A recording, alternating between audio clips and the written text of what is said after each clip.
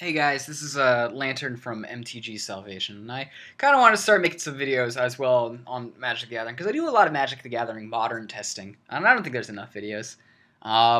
Mostly play Zoo and Aggro, but I play the occasional crazy deck, because, I don't know, Modern's the only format I play. I play Sealed sometimes. I pay attention to Standard and Standard and Legacy, because I think they have impacts that can be done in Modern. But I mostly only played Modern because I play Paper Magic and I don't want to buy new sets anymore. I'm just more willing to spend money on the cards that are important that are coming out and just keep adding to one deck type as well as just playing around online with a bunch of other ones to sort of understand it. This is luckily one that I've got built in paper though, so I can test it at my shop too.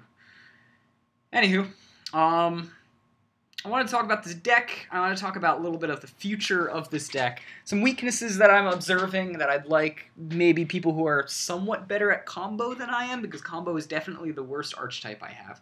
But combo like relates to this. This could be considered a combo control deck. However, I like to consider it a lock deck, because that's what it really does, is it locks your opponent out from playing the game. A lot of people get raged about this deck because, I don't know, if you're killing everything the opponent controls, like Doomblades, you know, that's upsetting. But you're at least letting them play Magic. If you are countering everything they control, you are saying, you may try to play Magic, but I'm not going to let you really play it. It's like, I don't know. It's like giving the opponent a cupcake and then slapping it out of their hands constantly. But this deck, discard deck, is kind of more infuriating than all of them. Because it's definitely like showing a picture of a cupcake to the opponent and then saying, you'll never have this. You'll never grow up to be this. And that way it's a lot of fun to play, but probably not really fun to play against. I took it to my shop and I swept through, except with Jund. The Jund matchup's awful. Swept through pretty easily with the deck. And I made two people really upset. So I don't think I'm going to play it in paper for another couple weeks, because I just don't want my whole, entire shop to hate me constantly. I also think it's one of the cool things. This deck is a rogue deck, so it can slip under. Granted, I do think it's powerful enough to be considered tier 1.5. I think it's one of those undiscovered decks that just for some reason no one's really gotten around to building it, which is weird since there's been, lock decks in the past of Modern. There's also been quite a few number of discard decks in Legacy and whatnot. This deck definitely reminds me of Stasis, back with Black Vice, but it's sort of doing the opposite. I think it's missing one card to be truly great, but that card may be well on its way. I'd like to direct your attention to the winning game mechanic of you make the card. Revenge of Necromancy. If this costs anything around 3 mana, even 4 mana or less, this card would be ridiculous and probably push this deck closer towards tier 1. Whenever an opponent discards a creature, you can put a 2/2 black zombie token into play. That's awesome because you can swing with it, but probably because you can block with it is really the big thing. Whenever an opponent discards a land, you can add black to your mana pool. Dude, I would love to have this in play. Have him discard a land only to play another Mind Wrench. Or a Liliana off of it. It's stupid, kid. And then whenever they discard a non-creature, non-land card, you get to draw a card. That's gas. That's fantastic. So I'm hoping this costs, like, Pox mana. It's like black. Because that seems strong enough for its converted mana cost that this deck can function with it. But weak enough that no one else can splash for it like Jund because it's too black heavy. God, I can't wait to see this card come into being. Get your Thoughtseizes now. Oh, and hey, one other thing on Thoughtseize. It's rumored that Thoughtseize may be coming to M14. Now, it's definitely not set in stone. I'm more on the terms of believing that the From the Vaults 20, it's going to be in there. But if it's actually an M14, that would be kind of sick. Because at that point, I think Thoughtseize would drop down to being little, and you'd really only have Liliana for paper-wise. I'm not talking online, paper. Liliana costing a good amount, and Thoughtseize still costing probably a good amount. But the rest of this deck is pennies, man. It's pennies. Let's talk about the closest legacy version I can think of. So that way we can talk about this deck as it pertains to modern. Now the big thing is people are still doing mono black, and I don't think that's correct. There's really no punishment other than Blood Moon, Spreading Seas, to do different colors in your deck. That being said, I decided not to do the Jund version that I was working on, strictly because losing 5 life by cracking a fetch, finding a blood crypts, playing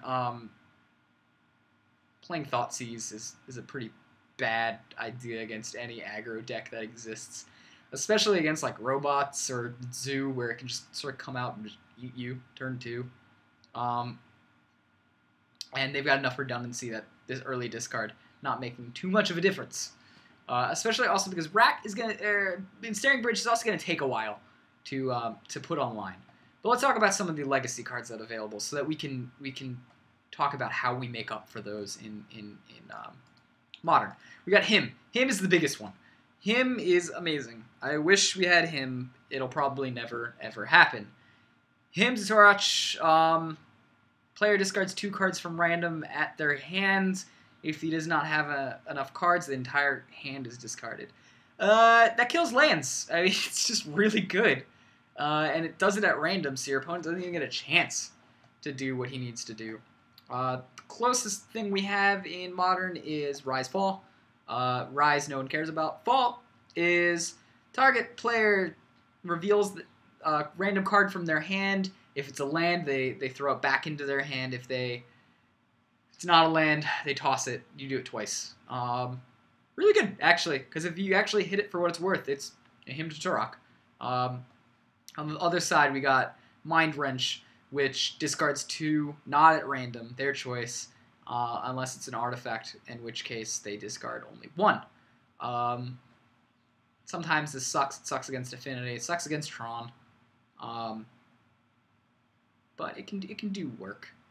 Talk about another one. Now, I'm not all on the Pox train right now, especially because this version of the deck needs to get a 3 mana. It needs to. The times it wants to use Poxes, it wants to use Poxes against creature decks, and it also wants to get Ensnaring Bridge against creature decks. That is not fun for a deck that's got 21 lands in it. At 24, it might be more comfortable, but it does not. I need those cards. I need to get Bridge out against stuff.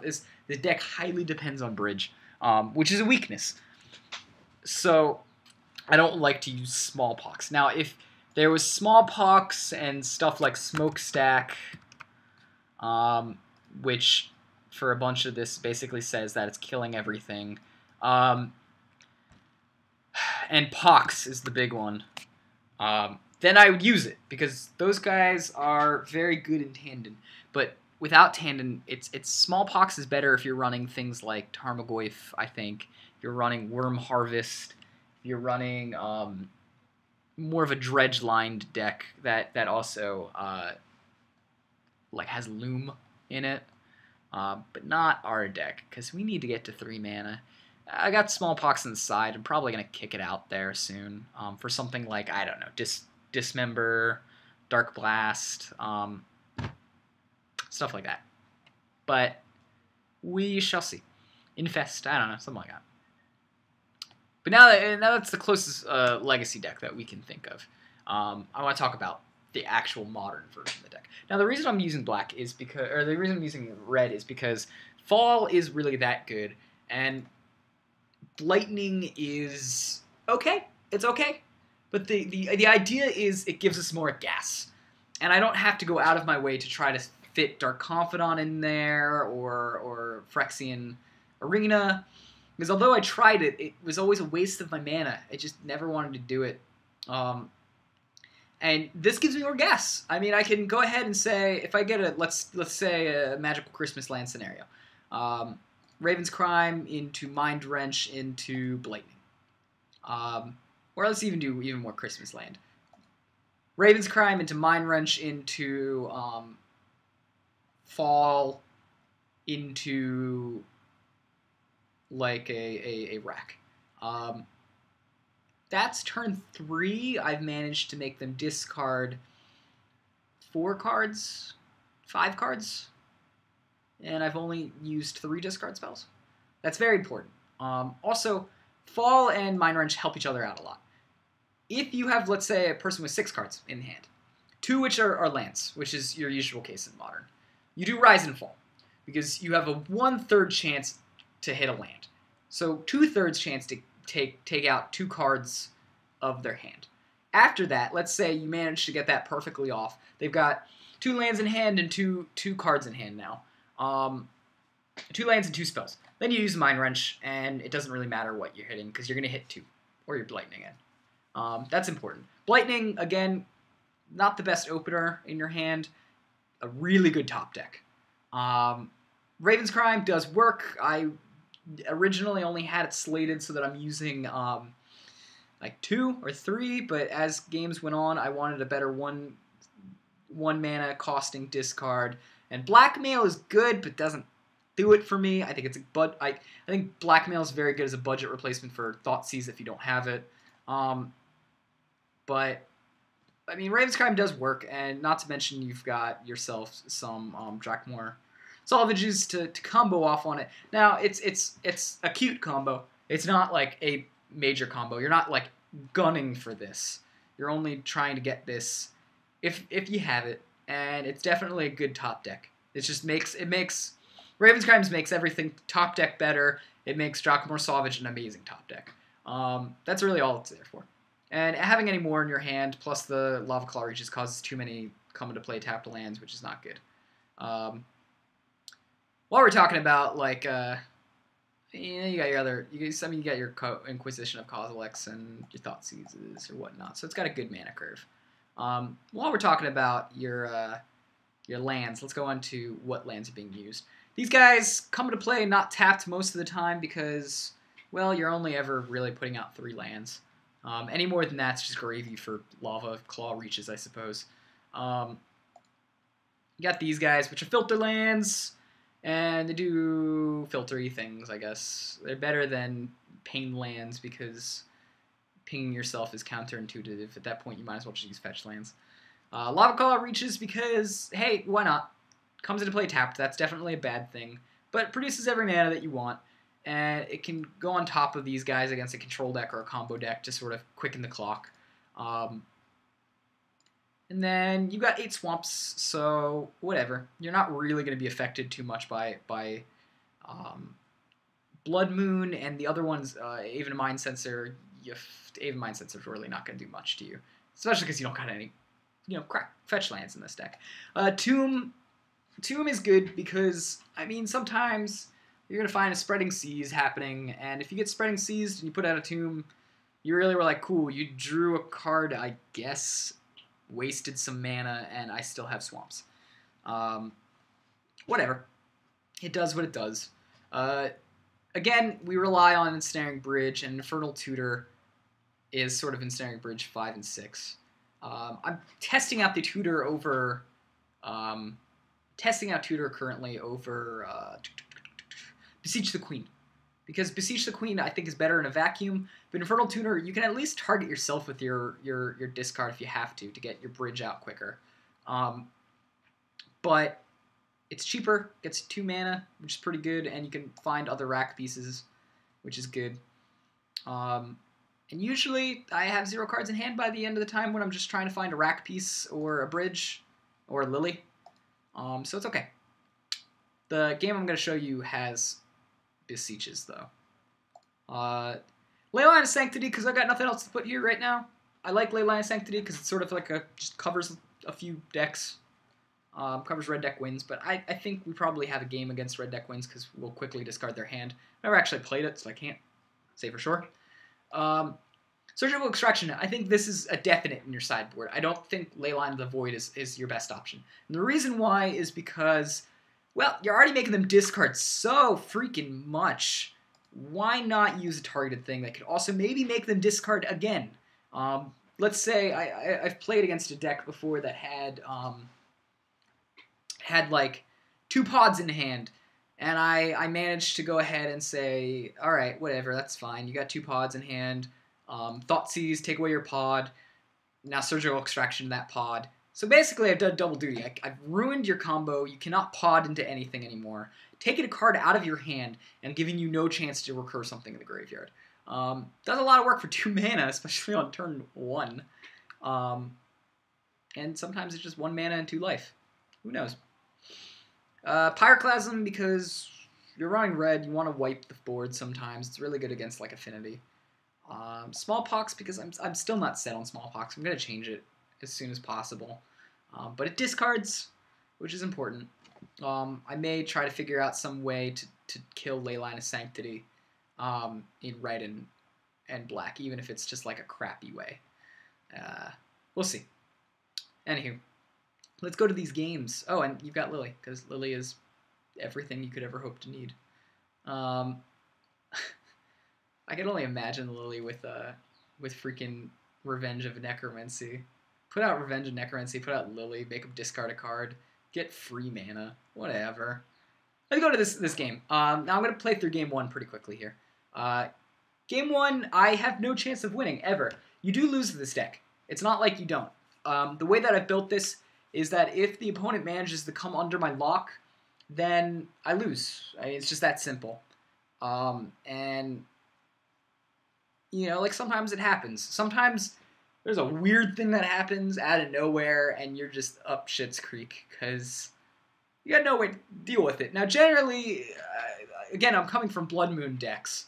Blood Moon, I might be able to lock them out of the game pretty quickly with it, but I can't really deal with if they manage to cast anything. This is a bit tougher because it says what you can and can't cast. Now, granted, you can come under it by casting multiple things or by doing things quicker than I can make you discard, but it's still interactive. I'm still saying you can't do things, and that's for that reason. It's a much more skill-intensive deck, I want to say, because you have to choose the correct things, and it can come and bite you in the ass later if you say, all right, I'm not going to hit your counters, but then you draw Lily and you say, oh crap, I wish I hit your counters. So it really depends. Now, I think I'm in good straits here because I can go ahead and make him discard something, and then put out a Shrieking Affliction. And if you've easily, I took this because it's got 2 bridge, and again, this deck relies on bridges, and I assumed he was going to be some kind of like tempo deck, because tempo decks are everywhere in Modern right now, and this deck destroys the tempo deck. But I see his hand, and I see he's got a Silence, and he's got Icy-Crown Scepter, and I'd rather him not have Icy-Crown Scepter and have free counters to my discard spells. So I'm going to take the Icy-Crown Scepter here. If he silences me next turn, big whoop, you know? That's what I think, big whoop. But I ended up getting screwed over. I still think that's the correct play. But I ended up getting screwed over because he draws another Icy-Crown Scepter, and he's going to go ahead and put Icy-Crown Scepter out there and put Silence on the Icy-Crown Scepter because he's a smart enough player to realize that I've got Shrieking Affliction. Chances are I'm going to try to make him discard constantly. So that's no good for me. It's no good. So I'm going to go ahead and play this out a little bit, but there's no way I can win. All my stuff is sorcery speed. That's instant speed, so he's going to do it on my upkeep. There's nothing I can do here. So I'm just going to fast forward because really this guy, as you're going to see, is going to silence me every turn, and there's nothing I can do. If I had a Liliana out, I might have had a chance. Didn't happen. I'm done.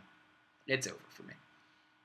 But here I'm thinking he might be a sort of, and hey, while talking about rage quits, I got called gay. Yay. Whatever. Here I'm deciding what to side in here. I'm sort of, I decided to put in Leyline of Sanctities and take out my 2 Infernal Tutors and an Ensnaring Bridge, because I still don't know what he's got, but I think he might be a burn deck, because most of the time they're burn decks when they run Icy-Crown Scepter.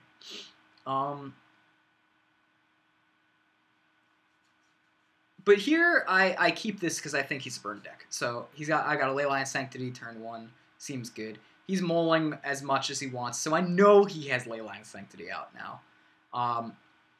And here's the deal with Leyline Sanctity, though. Leyline Sanctity makes you mulligan down to Leyline Sanctity. So now he's down to 3 cards. I say seems fine because I'm like, all right, well, most of my work was done for me. I got a Liliana in hand. Eventually, I'll get that out. I got a Shrieking Affliction. Hopefully, I can just Liliana into like you not being able to do anything, and then screw you over, right? Now, granted, I'm in a land crunch here, but I figure it'll be fine because he's down to 3 cards. He hasn't really done anything with his mana. He's got tapped lands. He's drawing lands, which is good for him. Also good for me because it's making him play cards, keeping him down to a low card number. Play the Kill Me a False Hope here. The more I watch this deck, I think the more he relies on alternate win condition that you'll see later on in game 3. But it's not looking good for me. I don't have mana. I've got Shrieking Affliction. I got too many cards in hand. He's got an Attention Fear for my Liliana eventually. I have a Beseech the Queen. This is one of the few times that Beseech the Queen is actually pretty good. If it was an Infernal Tutor, the chances are I would be using my own discard at this point to make myself discard spells. And that would have been fine too. So I would have been able to use... I would have been able to use it to get another land if I needed to. Or a Lily. Or another rack piece. Whatever. But he's swinging. I'm not really worried because, hey, I'm on a turn 18 clock? No big. Draw a land here. That's great. Perfect. Sweet. Pass the turn because there's nothing else I can do.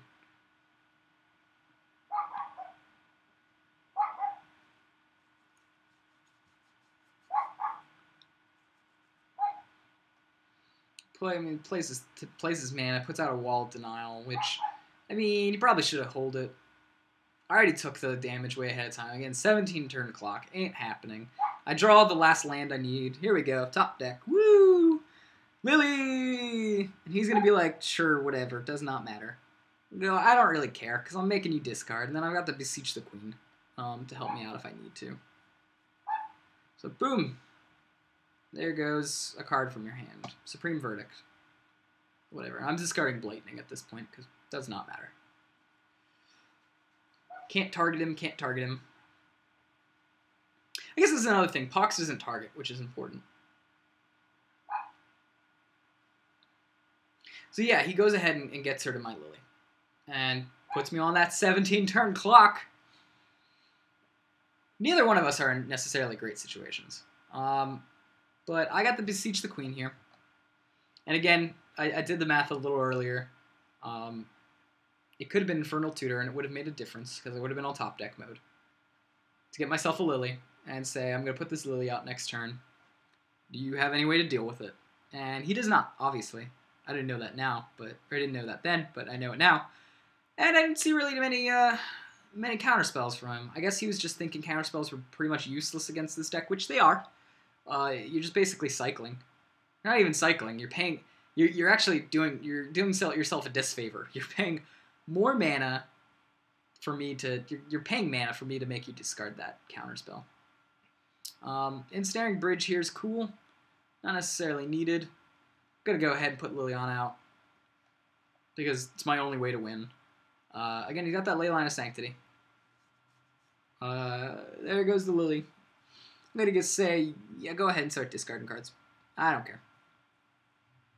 And that's good for me. I mean, like, I'm going to, after this, start discarding cards to myself, using my own discard to kill them down myself. So I can put out a Snaring Bridge and make this Kimmy stop doing things.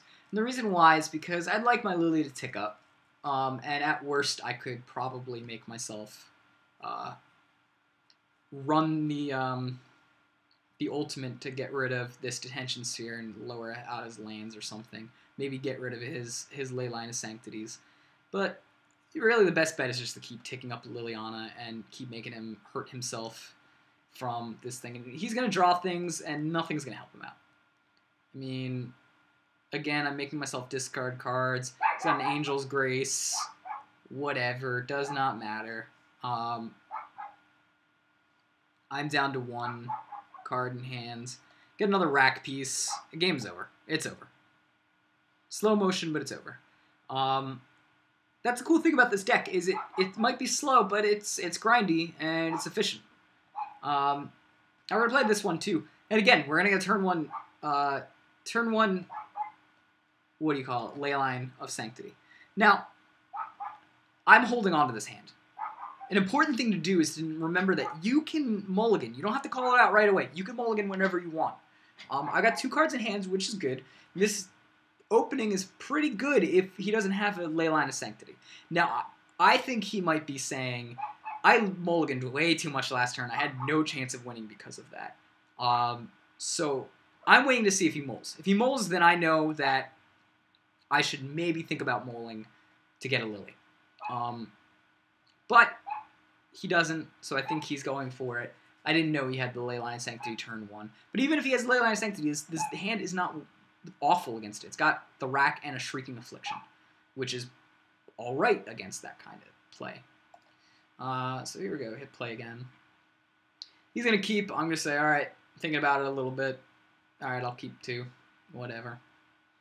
Because I think he doesn't have the Leyline. I see the Leyline, I'm like, alright, well, I still have my combo pieces. Now, it's important to remember that rack and Shrieking Affliction don't target. They don't target. They target all opponents. So it's fine. You can your win still is unaffected by Leyline of Sanctity. He's gonna disenchant my Shrieking. I didn't expect that. The better play would have been to put rack out and then Shrieking Affliction. I just didn't expect it. That was a misplay on my part. I draw the Lily. I'm feeling great. All I need to do is draw a land now. And he's already down to 4 because he's going to keep playing lands. He needs to play lands. So he's going to play things out of his hand. Let's see. I think he Wall of Denials here. No, he doesn't even Wall of Denial. He's gotten smarter and decides not to play it. Which is cool with me because if I get a Lava Claw Reaches, I can still use that to win if I have to. And Lava Claw Reaches does not care about Leyline of Sanctity. So I don't. I draw a rack, put the rack out, whatever. I'm gonna say it'll tick up if I need to. So let's see if I draw here. What do I draw? Nothing worth noting. He's holding cards because he doesn't want to go out for that rack. I get the thing. I say I've got to go for the Lily, even if he has a counterspell. Got to go for the Lily right now. So I go for the Lily because it's the only way I can win. So, an important thing to remember is if you're in a lose-lose situation, you should be doing the thing that would be if you don't lose, would be the most explosive play you could do. And for that point, it was Lily. And Lily worked out. I'm starting to discard my spells. I don't really care what he does. He's going to put out near-death experience as an alternate win condition, which is fine, I guess. Maybe he's thinking that he can control the rack damage and make me lose life. Or it will make him win the game. He's also got like Angel's Grace and stuff like that to get him to win this game. But meh is really the answer because meh, I don't care. That's not how I'm gonna. I control your discard with Lily.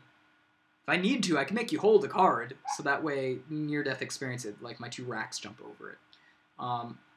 Here I draw another rack and he's down to 1 card in hand. So I'm gonna say. If you can manage to control 3 different damage sources at once for 3 damage each, chances are I'm probably going to jump over your near-death experience. Good luck, you know? Good luck. And luckily, he can kill one of my racks if I put out a 3rd rack at this point. I'm doing the math here, which is why I'm stalling out. You can put out a third or you can put out like some way to kill my 3rd rack piece. And what that'll do is that'll bring him down to 7. And then he'll take 3 damage for both of these and then win with near-death experience. The only way he could have possibly done that is through what is that with that card? The O-Ring card, whatever it's called. Detention Sphere.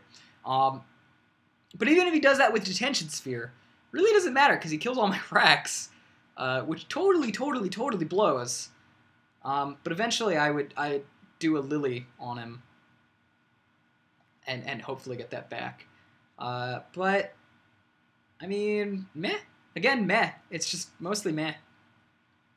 I guess he was hoping that at this point he was gonna draw a. I guess he wouldn't even have the chance to draw. He would have to have the Angel's Grace to win there, which he does not, and I eventually win.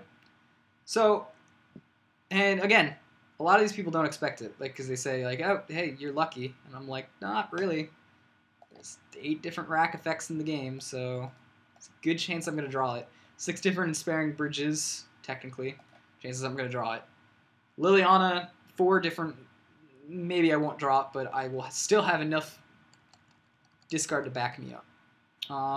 Anyways, I would say this deck is definitely tier 1.5.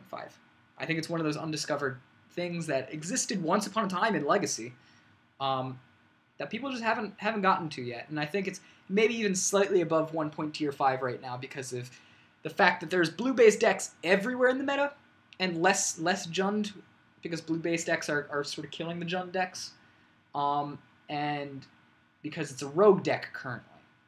I actually don't think it's going to continue being a rogue deck forever. As soon as one pro, quote-unquote, breaks it, people will be on this train. I also think it needs about 1 more card to really make it over the top. Revenge of Necromancy, man. I hope that card does good things for this deck. Anyway, that was Lantern again. Hope you guys enjoyed it. I know it was long because I went over the deck for the first place, but I thought I might as well just shoot this out here.